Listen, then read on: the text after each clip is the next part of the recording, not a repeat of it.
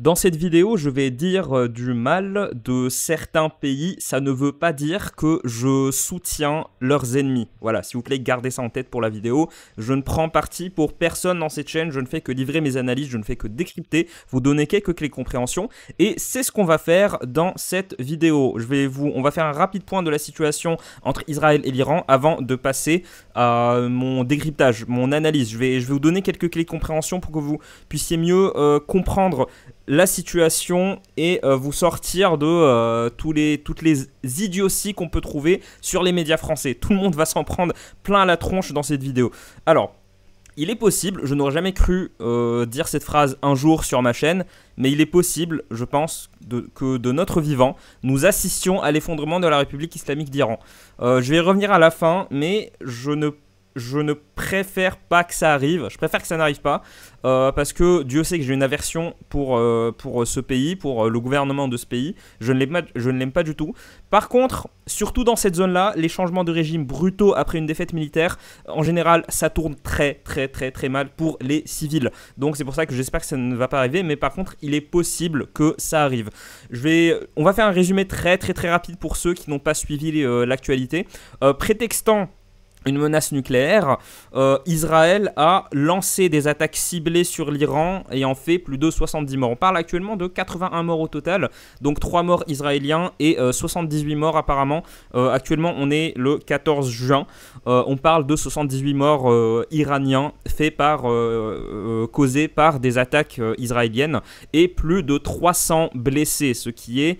Pour un premier jour de conflit, c'est quand même, un conflit régional comme ça, c'est quand même assez grave. Les attaques d'Israël étaient extrêmement ciblées, mais pour le coup, le fait que ce soit ciblé, c'est pas ça qui pourra leur éviter une catastrophe.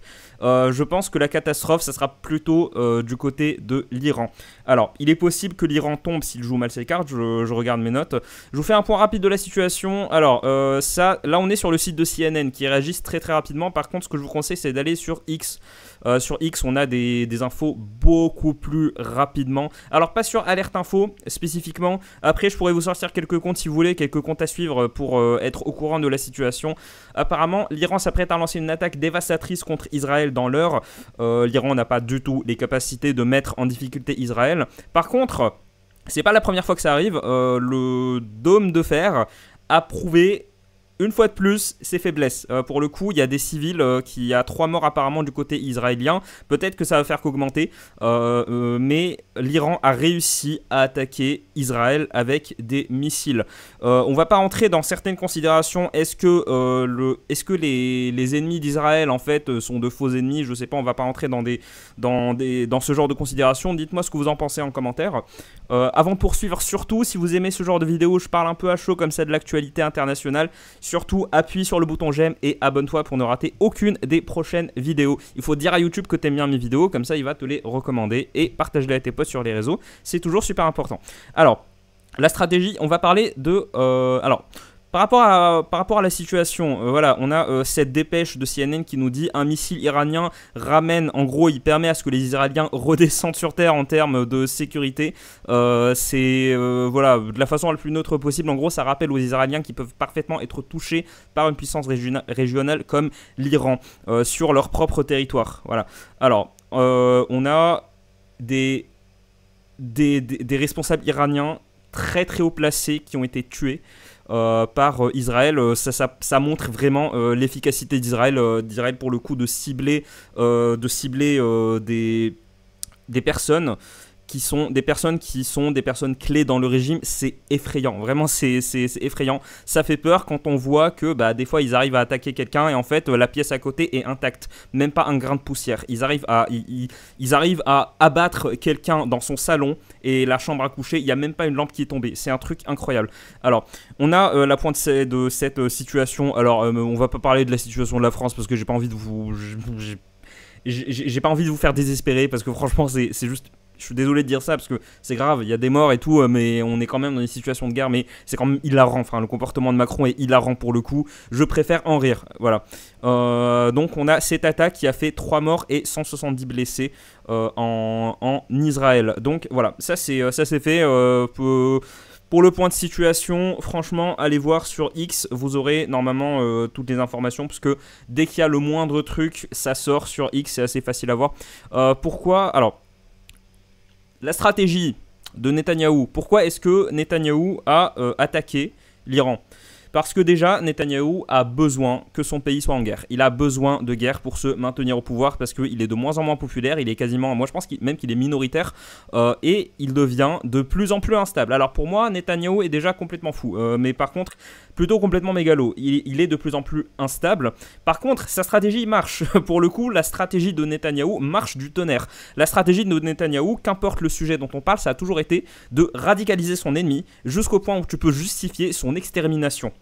Il a besoin d'une guerre pour se maintenir au pouvoir et il a besoin d'ennemis qui sont aussi tarés que lui et qui sont capables qui sont aussi tarés que lui et qui sont capables de s'en prendre aux populations civiles. Parce que Netanyahou, il se donne cette air de protecteur. Il n'a rien, il a très bien compris, une tactique qui est vieille comme le monde. Pour fédérer des gens, la guerre, il n'y a rien de mieux. Il n'y a rien de mieux. Regardez la cote de popularité de Macron au moment où la Russie a attaqué l'Ukraine. La guerre, ça fédère de fou.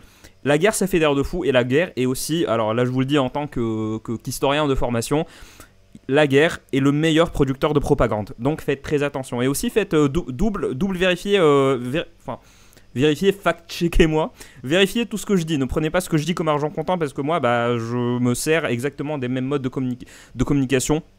Des mêmes modes d'information que vous. Je n'ai pas la science infuse. Donc faites aussi, quand je dis faites attention à la propagande, je m'inclus dedans. Faites attention aussi à ce que je dis. Donc ça, la stratégie de Netanyahou, pourquoi est-ce qu'il a attaqué l'Iran? Alors son prétexte de l'Iran l'Iran a des armes nucléaires et c'est pour ça qu'il faut les attaquer, sinon ils vont nous attaquer nous. En gros, attaquer, c'est un peu la stratégie à la Poutine, hein. Attaquer son ennemi avant qu'être le premier à attaquer, comme ça on a l'avantage. Et là pour le coup, il avait un avantage énorme, c'était la surprise. Et justement, en parlant de surprise, déjà petite parenthèse, il y a des gens qui pensent sérieusement qu'on ne peut pas critiquer Israël sans être un nazi antisémite. Si vous faites partie de ces gens-là, si vous pensez que si je critique Netanyahou, ça veut forcément dire que je veux l'extermination de tous les juifs sur Terre, je sais pas, allez, faites une balade, allez marcher un bon coup, ça va vous faire du bien. Non, on n'est pas du tout dans ce genre d'extrapolation, je fais que décrypter. Et pour le coup, le fait de critiquer Netanyahou, pour moi c'est tout à fait légitime dans cette situation. Et ça ne veut pas dire non plus que je soutiens l'Iran. J'ai été très très très critique de l'Iran à chaque fois que j'en ai parlé sur ma chaîne. Regardez mes anciennes vidéos. Alors, on parle de... Je vous montre cet article du Washington Institute qui s'intitule « Est-ce que Trump va lâcher ?» Donc dump Netanyahou, c'est-à-dire vraiment le lâcher. Je ne pense pas. Par contre, cet article est très intéressant parce qu'en fait, il revient sur les interactions entre Trump et Netanyahou pour montrer que Trump et Netanyahou sont en train de se distancer, ils ne sont pas d'accord sur plein de trucs. En fait, Trump, en termes de politique internationale, ça a été le premier président en plus de 50 ans à changer radicalement la donne. En bien comme en mal, à vous de juger. Je suis pas là pour ce genre de considération. Mais il y a une véritable rupture. Et là, la rupture, c'est que Trump, il était parfaitement au courant de l'attaque en Iran. Par contre, son comportement, il ne l'a pas dit, il ne l'a pas révélé. Il s'en cache pas, il a dit qu'il était au courant. Il a dit qu'il était au courant qu'Israël allait attaquer l'Iran. Mais il ne l'a pas dit parce que ça reste un allié d'Israël. Mais la petite subtilité, c'est que les deux là, ils sont absolument d'accord sur rien quand on parle de guerre. C'est-à-dire, Netanyahou veut exterminer l'Iran. Netanyahou veut que l'Iran, il se passe un truc, en tout cas que l'Iran ne soit plus un ennemi régional. Et je pense sérieusement que Netanyahou veut vraiment la destruction totale de l'Iran en tant que puissance. Il veut la réduire à... peut-être pas un état tampon, mais Netanyahou veut réduire l'Iran à un état où il pourra dire, regardez, c'est un état que j'ai défait. Voilà. Il veut vaincre l'Iran d'une façon ou d'une autre. On peut spéculer que Netanyahou veut la destruction totale de l'Iran. Franchement, c'est pas déconnant du tout de penser ça. Par contre, Trump ne le veut pas. Trump ne veut surtout pas en fait, sur l'Iran, ils sont absolument pas d'accord. Pourquoi ? Trump ne veut pas la guerre. Déjà de base, Trump ne veut pas la guerre. Je pense qu'on peut embrayer là-dessus. Trump ne veut pas la guerre pour des raisons. Alors, je suis pas en train de vous dire que Trump, Trump est un ange de la paix qui va apporter la paix aux civilisations. Pas du tout. C'est juste que Trump, déjà, numéro 1, il est isolationniste. Et quand t'as ton seul allié au Moyen-Orient, enfin, ça aussi, faudra qu'on en rediscute. Ton seul allié au Moyen-Orient qui fait la guerre à tout le monde, ça la fout mal. Ça le faut mal. L'isolationnisme est très difficile à justifier quand il y a la guerre partout, surtout au Moyen-Orient. Deuxième raison pour laquelle Trump ne veut pas la guerre, c'est que c'est cher, tout simplement. Et c'est cher, et surtout que Trump axe énormément ses campagnes électorales sur l'économie, ça la fout mal. Numéro 3, c'est que la guerre, surtout au Moyen-Orient, est très impopulaire chez les républicains, chez son camp. La guerre a complètement changé de camp, hein. Maintenant c'est plus les démocrates sont beaucoup plus belliqueux. Je vous rappelle d'ailleurs que les néoconservateurs, ceux qu'on a décrits à juste titre comme étant ceux qui étaient favorables à ce que les États-Unis agissent, interviennent partout, c'est belliqueux. En anglais on appelle ça warmonger, c'est un mot qui est très très négatif pour dire, on peut traduire ça par fou de la gâchette. Eh bien ces gens là ils ont commencé chez les démocrates de base, ils étaient chez les démocrates, ensuite ils étaient chez les républicains sous George Bush, et là sous Trump ils sont revenus chez les démocrates. Les gens les plus belliqueux sont chez les démocrates, pas chez les républicains. Regardez la réaction des conservateurs quand on a appris, en France il était à peu près minuit je crois, mais quand on a appris que Israël avait attaqué l'Iran directement, les conservateurs aux États-Unis se sont affolés. Ils se sont dit non, pas encore une énième guerre au Moyen-Orient qui va juste, qui va juste nous pomper nos ressources, qui va juste être une perte de temps, une perte de capital humain, une perte de capital militaire.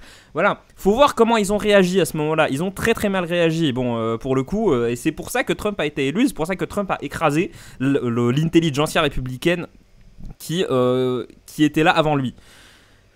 Parce que les républicains ne veulent pas de guerre, pas parce que les républicains veulent la paix, non, parce que les républicains, maintenant, sous Trump qui est le dominant chez les républicains, sont des isolationnistes. Ils disent America first, l'Amérique avant tout. Les autres, on s'en fiche. Sauf que, faut bien être réaliste au bout d'un moment. Tu ne peux pas justifier une politique isolationniste quand t'as Israël qui fait des trucs comme ça. Voilà. Donc, on va revenir au désaccord entre Netanyahou et Trump. Trump veut un accord sur le nucléaire. Alors je sais, si vous voulez, je peux faire une vidéo pour justifier ma position, mais je reste inflexible là-dessus. Trump veut un accord sur le nucléaire et je vais vous le prouver. En 2018, Trump a mis fin à la présence des États-Unis dans l'accord sur le nucléaire qui avait été trouvé sous Obama. Pourquoi ? Pour ça. On a... Alors, l'agence Watchdog, c'est pas le nom de l'agence, hein. On a l'agence internationale de l'énergie atomique. Le 12, c'est un article qui date du 12 juin, donc la veille de l'attaque d'Israël. On dirait que je suis en train de justifier l'attaque d'Israël, pas du tout. Trump voulait sortir de l'accord sur le nucléaire à cause de ça.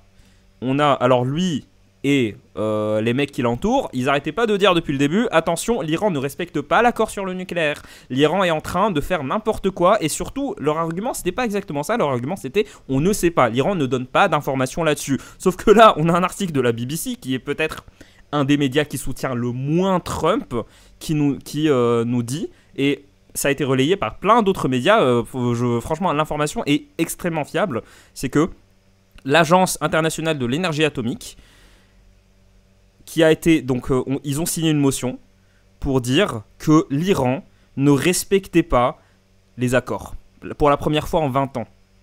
La première fois en 20 ans, ça fait quand même depuis 2018 que on le sait plus ou moins. On sait qu'il y a anguille sous roche. C'est pour ça que Trump est sorti de l'accord sur le nucléaire. Ça, on le sait.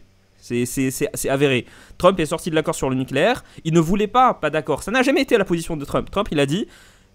On veut un accord sur le nucléaire qui arrange les intérêts des États-Unis. Pour le coup, géopolitiquement, il n'y a rien de plus lucide. Et je vais vous prouver aussi que Trump voulait un accord avec l'Iran. C'est que ça, c'est Times of Israel. Il n'y a pas plus centriste pro-israélien que ça.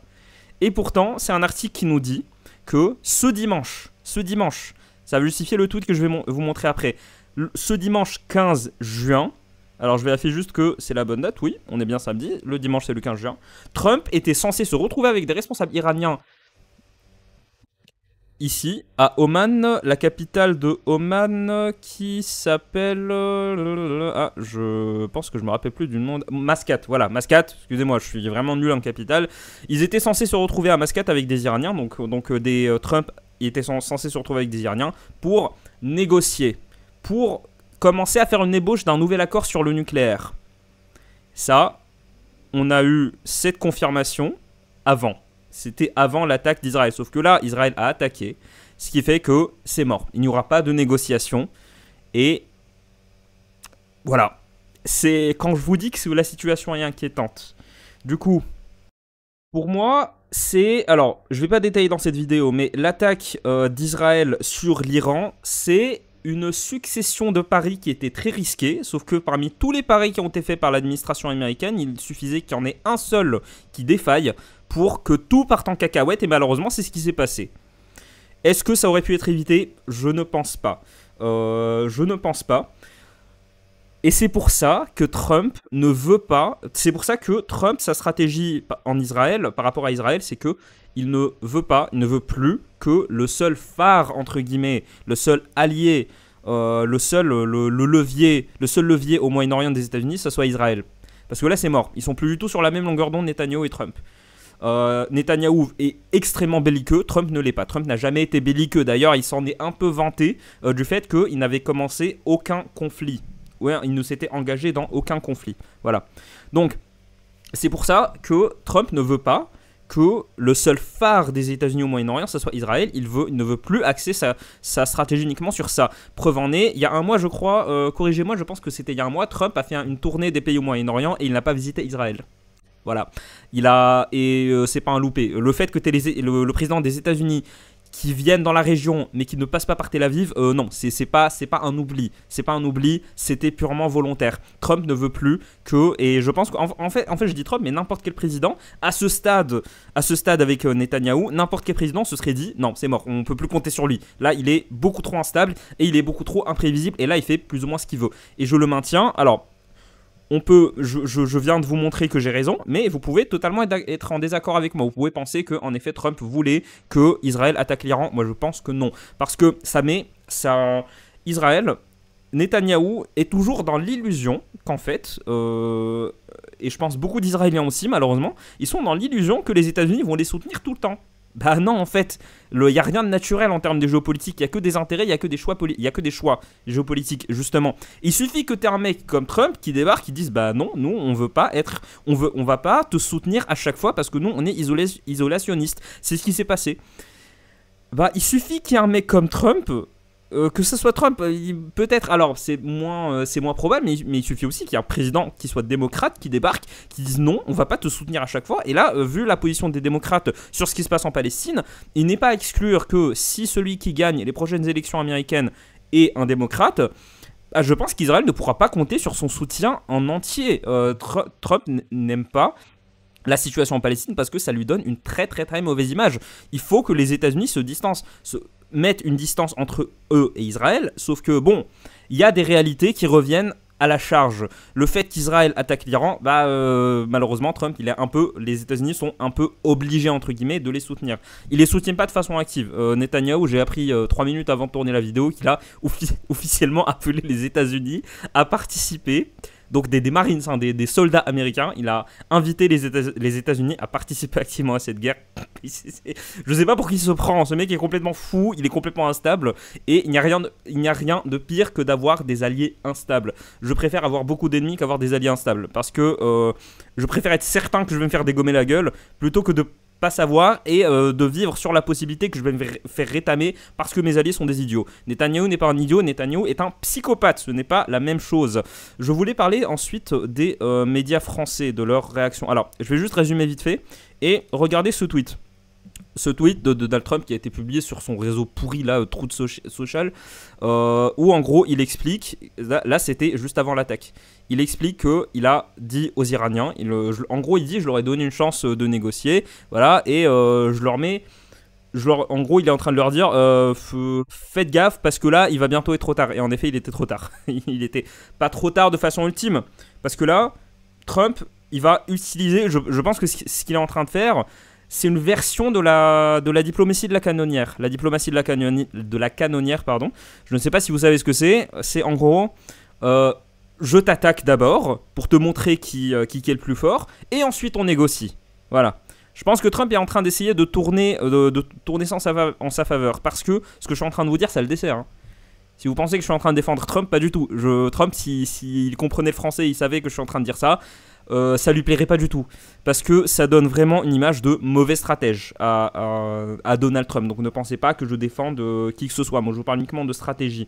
Je voulais parler vite fait des médias français, est-ce que j'aurai le temps de le faire. Je crois que je vous ai montré tout ce que j'avais à dire là-dessus.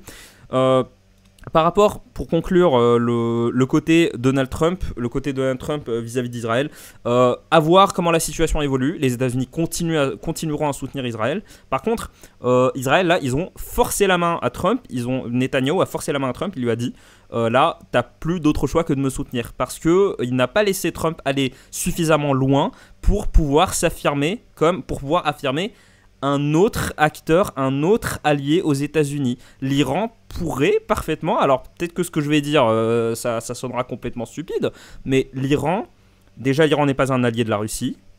Il y a des fois, ils peuvent mener à être alliés dans des alliances de circonstances, mais l'Iran n'est pas un allié naturel de la Russie, et ce n'est pas un allié systématique de la Russie. D'ailleurs, regardez, Poutine, il a proposé quand même de faire la médiation. Il a proposé de faire la médiation. Il y a toujours quelqu'un comme ça qui le dit. En général, c'est soit Poutine, soit Erdogan, quand c'est des conflits qui ne les concernent pas. Poutine ne va pas soutenir systématiquement l'Iran. En fait, je vous dis ça parce que on est dans un schéma de guerre froide 2.0 et l'Iran n'est pas... On est plutôt dans une guerre froide plus ou moins multipolaire. L'Iran peut parfaitement devenir un allié, au moins s'entendre avec les États-Unis. Pas devenir un allié comme Israël, mais au moins s'entendre, et ce serait le pire cauchemar d'Israël. Sauf que Netanyahou déteste cette situation parce qu'il ne veut pas d'accord sur le nucléaire. Netanyahou ne veut pas d'accord sur le nucléaire. La raison pour laquelle il a lancé cette attaque, ce n'est pas parce que l'Iran n'a pas respecté l'accord sur le nucléaire, non, c'est parce qu'il n'en veut pas. Netanyahou ne veut pas d'accord sur le nucléaire. Il veut tout simplement la destruction du régime.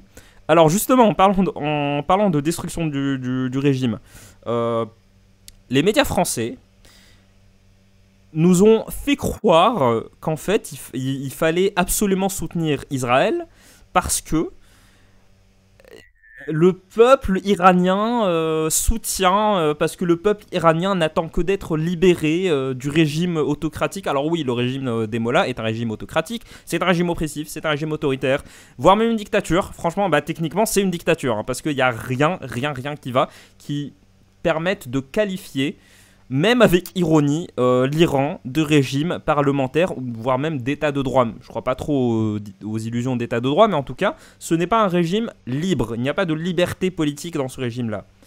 Sauf que, est-ce que les Iraniens soutiennent leur régime ? D'après... En fait, si on écoute les médias occidentaux, Israël permettra de libérer le peuple iranien de ce gouvernement oppressif. Et j'ai entendu des débilités, j'ai commis l'erreur de regarder la télé française, et les débilités que j'ai entendues, je pense qu'il y a moyen que je les garde pour une autre vidéo, mais franchement, il n'y a rien de plus idiot, donc franchement, je vous décourage de regarder la télé, les trucs qu'on y entend. On a même parlé de changement de régime. Est-ce que Israël veut provoquer un changement de régime ? Ça a aucun sens. À un moment, il y en a qui ont parlé de deux peuples frères pour qualifier les Perses et les Juifs. Et du coup, c'était vraiment stupide. Je pense qu'on va s'arrêter là. Pour conclure rapidement, je ne soutiens pas Trump, je vous explique sa stratégie. Je ne soutiens pas Israël, je vous explique leur stratégie. Je ne soutiens pas l'Iran, je vous explique encore une fois leur stratégie. Désolé si je m'agace par avance, ça peut être assez drôle. On dirait que je m'agace par avance parce que je sais exactement ce qu'on va me dire. On va me dire, t'es à la solde de machin. Si vous êtes incapable d'avoir un minimum de jugeote, si vous pensez que j'ai tort, dites-le moi en commentaire. Mais si vous êtes incapable de vous dire que je ne fais que décrypter, vous donner ma version des faits, que je ne vous impose pas de façon de penser... Si vous êtes incapable de penser ça, franchement, vous êtes au mauvais endroit. Hein. Retournez sur une chaîne retournez sur une chaîne de médias classiques. Voilà. Ma conclusion, c'est que Trump ne voulait pas. Sauf qu'il a joué une espèce de double jeu. Et ça lui a permis, je pense qu'il essaie de tourner la situation à son avantage. Je pense pas que ça marche des masses, mais je pense qu'il essaie de tourner la situation à son avantage en faisant une espèce de diplomatie de la canonnière par proxy. C'est-à-dire il envoie les autres attaquer et lui, comme ça, lui, il est en position de négocier. Mais la petite subtilité, c'est que, je sais pas si vous connaissez la stratégie de good cop, bad cop. En gros, quand t'es dans un interrogatoire, il y a un flic qui va être là, qui va être super méchant avec toi, qui va se moquer de toi, qui va t'insulter, ensuite il va se barrer, et là t'auras le bon flic qui va, donc mauvais flic, bon flic, t'auras le mauvais flic qui va partir, le bon flic qui va débarquer, et tu vas voir qu'il est gentil, donc tu vas baisser ta garde, et tu vas plus lui parler à lui et lui révéler des choses que tu ne révèles pas à mauvais flic. C'est exactement ce qui est en train de se passer. Je pense que mon analogie est assez claire. Trump est clairement en train d'essayer de faire ça. Je ne pense pas que ça va marcher. Je pense que là, la situation est critique. Malheureusement, on peut s'attendre à ce que la situation dégénère. Est-ce que troisième guerre mondiale? Non, faut arrêter avec ce genre. Oui, bien sûr, il y a toujours des possibilités de guerre mondiale, sauf que là, on en est quand même assez loin. On parle quand même d'une guerre régionale entre deux pays qui se haïssent et qui se promettent la destruction mutuelle. Voilà. Je vous ai dit que j'espère que la République islamique ne va pas tomber. Même si je déteste ce régime, franchement, essayez d'aller en Iran, essayez d'aller faire du tourisme à Téhéran et vous verrez à quel point le régime est déjà il est oppressif, et vous verrez à quel point c'est une boîte noire. L'Iran est une boîte noire. On ne sait pas ce qui se passe là-bas précisément. On sait ce qui se passe à Téhéran, on sait ce qui se passe chez la bourgeoisie occidentalisée à Téhéran, mais on ne sait pas ce que l'Iranien moyen pense. C'est une boîte noire. Et surtout, par contre, je vous dis ça juste pour modérer ce que je vais dire après, j'espère de tout cœur que le gouvernement iranien ne va pas tomber. Parce que si c'est le cas, vous pouvez être sûr que celui qui va venir après, qu'importe, il va faire pire. Il va faire pire. Ça va être pire à tous les égards. Et il y a des milliers, voire des millions de civils qui vont mourir. Je vous garantis. Clippez ce que je suis en train de dire. Il n'y aura pas de happy ending. Il n'y aura pas de fin heureuse pour l'Iran si le gouvernement s'effondre. Parce que on a beau le critiquer, le gouvernement iranien actuel, bah on peut pas nier le fait qu'il soit stable pour le coup. Pas qu'il soit stable, mais qu'il soit durable. Il dure dans le temps. Comparé à ses voisins, comparé aux pays de la région, c'est un pays qui dure dans le temps sans problème majeur. Alors oui, te faire attaquer par Israël, c'est un gros problème. Sauf que c'est un régime qui a au moins le mérite de tenir. Et déjà ça, c'est vraiment pas mal. Je préfère ça plutôt qu'un régime révolutionnaire, ou alors qu'un régime, enfin même si Trump ne fera jamais de changement de régime en Iran, il ne le fera jamais, c'est impossible. Je préfère très largement comme je préfère le cancer au sida. Désolé si je suis aussi brutal que ça, mais pour moi, je pense que la comparaison est sincère. Je préfère le régime actuel qui est cancer qu'un autre régime qui viendra pour le remplacer, qui serait le sida. Voilà. Je crois que c'est tout. On se dit à demain pour la prochaine vidéo. Salut.